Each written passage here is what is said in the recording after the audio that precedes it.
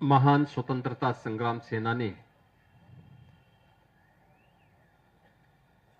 भारत माता के अमर सपूत लौह पुरुष सरदार वल्लभ भाई पटेल जी की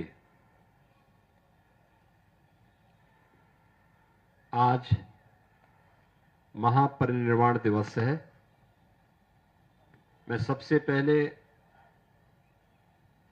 लौह पुरुष सरदार वल्लभ भाई पटेल जी की पुण्य स्मृति को नमन करते हुए उनकी इस पावन पुण्यतिथि पर उत्तर प्रदेश सरकार और उत्तर प्रदेश की जनता जनार्दन की ओर से उन्हें विनम्र श्रद्धांजलि अर्पित करता हूं।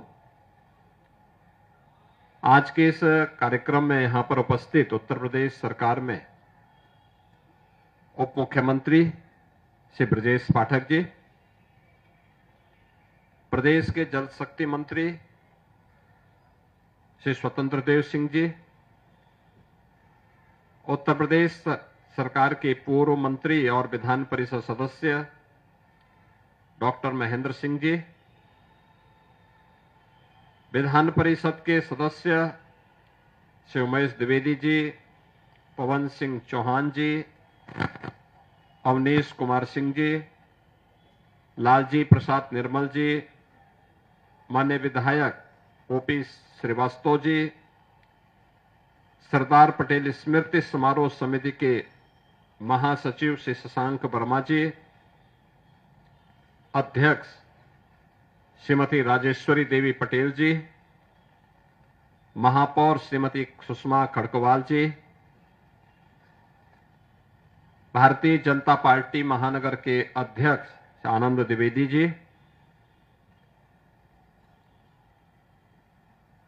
श्री डीएम कटियार जी, दिनेश सचान जी, आज के इस कार्यक्रम में उपस्थित सरदार पटेल स्मारक समिति से जुड़े हुए सभी पदाधिकारी और उपस्थित बहनों और भाइयों, आज पूरा देश अखंड भारत के शिल्पी लौह पुरुष सरदार वल्लभ भाई पटेल को स्मरण कर रहा है। देश के प्रति उनकी सेवाओं के प्रति कृतज्ञता ज्ञापित कर रहा है। हर भारतवासी जानता है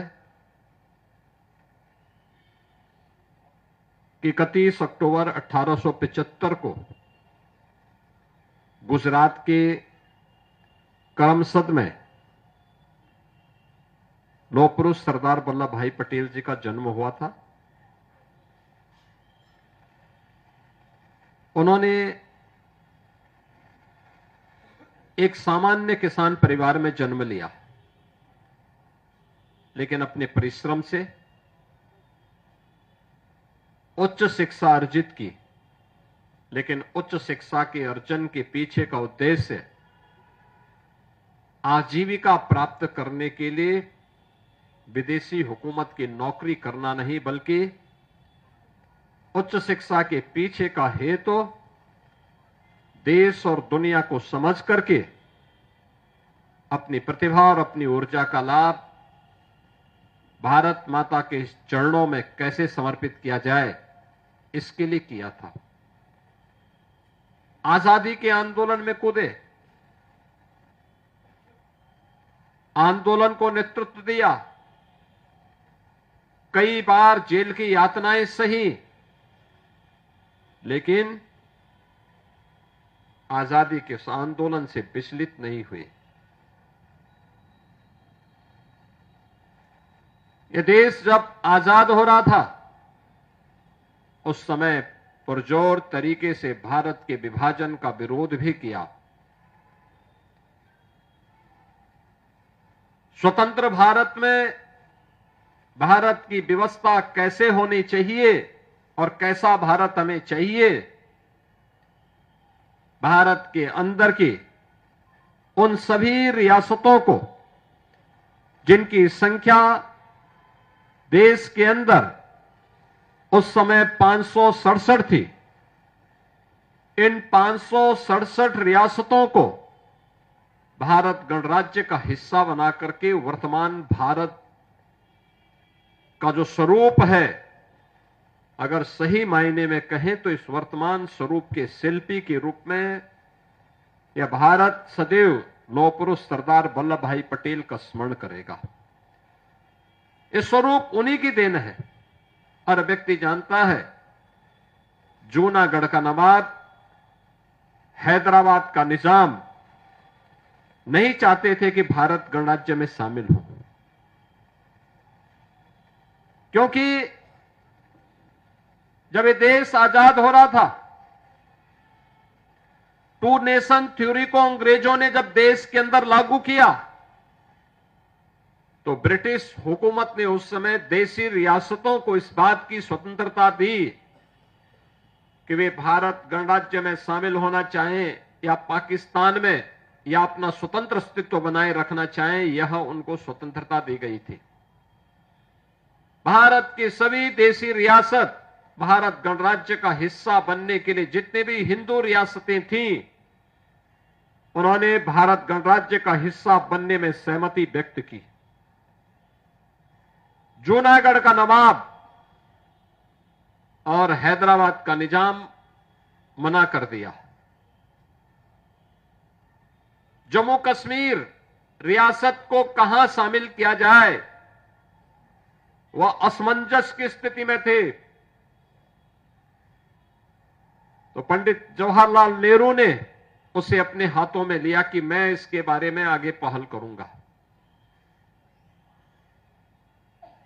जूनागढ़ और हैदराबाद को भारत का हिस्सा बनाना है और एक रक्तहीन क्रांति के माध्यम से केवल सरदार साहब की सूझबूझ के परिणाम स्वरूप ये दोनों रियासतें भारत गणराज्य का हिस्सा बनी। जूनागढ़ के नवाब को और हैदराबाद के निजाम को देश छोड़ करके भागना पड़ा। जम्मू कश्मीर पंडित नेहरू के हाथों में था। उन्होंने जम्मू कश्मीर को इतना विवादित करने का काम किया कि वह भारत को लगातार आजादी के बाद डसता रहा। उग्रवाद, अलगाववाद, ये उसी कश्मीर से पंडित नेहरू के कारण देश को प्राप्त हुआ था। यह देश आभारी है प्रधानमंत्री मोदी जी का, जिन्होंने लौह पुरुष सरदार वल्लभ भाई पटेल और डॉक्टर श्यामा प्रसाद मुखर्जी के सपने को साकार करते हुए आज कश्मीर में धारा 370 समाप्त करके कश्मीर को भारत गणराज्य का अभिन्न हिस्सा बनाने के लिए एक देश में एक प्रधान, एक विधान और एक निशान के संकल्प को आगे बढ़ाया है। बहनों और भाइयों, भारत के अंदर अनेक गृह मंत्री के रूप में भारत के अंदर अनेक ऐसे कार्यक्रमों का शुभारंभ लौह पुरुष सरदार वल्लभ भाई पटेल ने किया था। चाहे वह सोमनाथ के मंदिर के पुनरुद्धार का कार्य हो,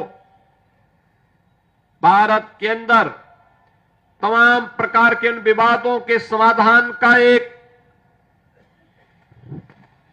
तंत्र विकसित करने का कार्य, भारत की प्रशासनिक सेवा को वर्तमान स्वरूप देने का कार्य, ये सभी लौह पुरुष सरदार वल्लभ भाई पटेल के कारण हो पाया। यह देश का दुर्भाग्य रहा जब लौह पुरुष सरदार वल्लभ भाई पटेल का यशस्वी नेतृत्व और लंबे कालखंड तक देश को प्राप्त होता। 15 दिसंबर 1950 को उनका नश्वर शरीर जवाब दे गया। उनकी भौतिक देह, उनका भौतिक नेतृत्व हमसे अलग हो गया, इस देश से अलग हो गया।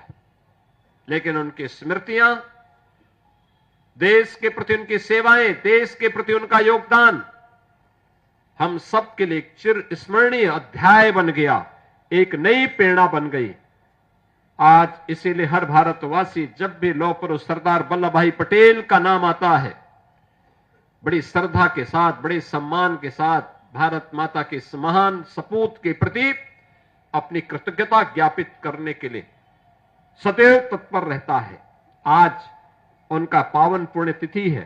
मैं इस अवसर पर उत्तर प्रदेश सरकार, उत्तर प्रदेश की जनता की ओर से लौह पुरुष सरदार वल्लभ भाई पटेल जी की स्मृतियों को नमन करते हुए विनम्र श्रद्धांजलि अर्पित करता हूं। धन्यवाद। जय हिंद।